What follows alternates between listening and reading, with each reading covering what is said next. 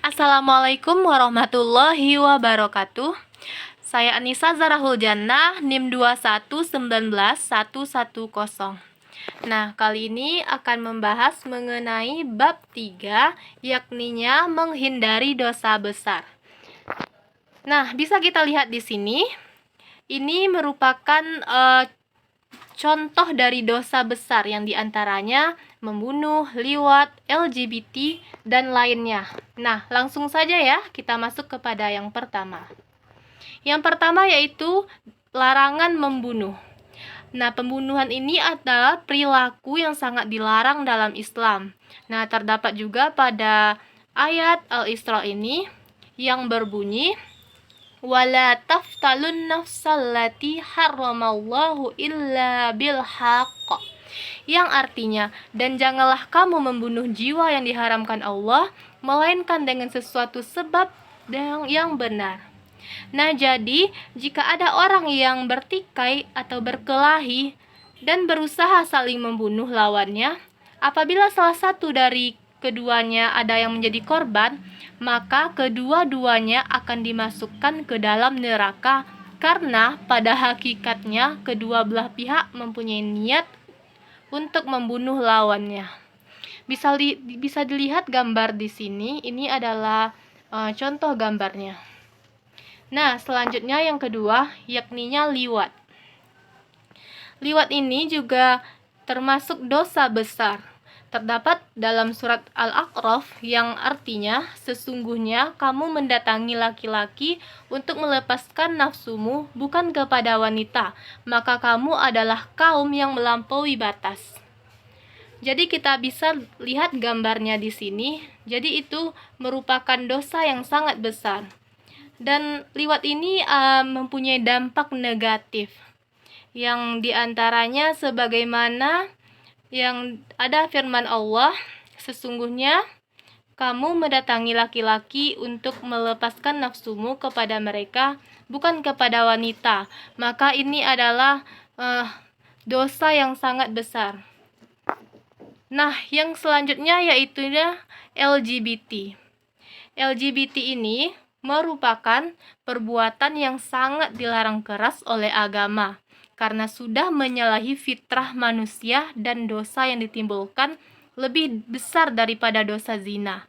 Bisa dilihat pada gambar ini adalah contohnya dan terdapat keterangan di sini. Jadi dampak negatif dari LGBT ini, pelakunya akan dibinasakan Allah Subhanahu wa taala, dan LGBT ini akan menimbulkan penyakit dan juga akan merusak tatanan kehidupan sosial. Nah, yang keempat yaitunya meminum khamar.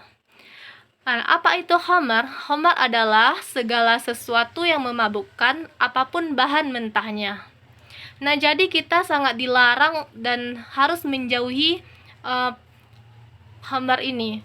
Bagaimana caranya? Caranya yaitu dengan meningkatkan ketaatan dengan ibadah dan amal soleh. Dan kita juga harus menghindari diri dari lingkungan yang tidak baik. Ini ada contoh gambarnya. Nah, selanjutnya yaitu judi. Jadi, judi ini juga merupakan dosa yang sangat besar yang harus dihindari oleh kaum mukmin. Bagaimana cara menghindarinya?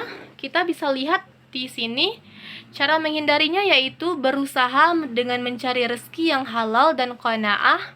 Dan yang kedua, kita harus menyadari bahwa perilaku judi melanggar aturan agama. Nah, jadi judi ini juga sangat tidak diperbolehkan karena merupakan dosa yang sangat besar. Selanjutnya yaitu mencuri. Cara menghindarinya yaitu dengan mensyukuri nikmat Allah Subhanahu wa taala dan menghormati hak milik orang lain, juga meningkatkan etos kerja. Dengan begitu kita akan terhindar dari perilaku mencuri tersebut. Nah, ini adalah selanjutnya ada gambarnya, durhaka kepada orang tua. Nah, ini juga merupakan dosa yang sangat besar. Bentuk perbuatan durhaka kepada orang tua ini diantaranya bermuka masam kepada orang tua, menelantarkan orang tua ketika masa tua, dan juga mencela orang tua. Jadi ini termasuk dosa besar yang harus kita hindari. Nah, selanjutnya itu meninggalkan sholat. Sholat ini juga tidak boleh kita tinggalkan karena akan berdampak yang diantaranya dapat menyebabkan kesesatan, diancam masuk neraka, dan akan dihukumi sebagai orang yang mendapatkan kecelakaan. Nah, jadi kita harus sholat dengan tepat waktu dan tidak boleh meninggalkan sholat. Selanjutnya itu memakan harta anak yatim.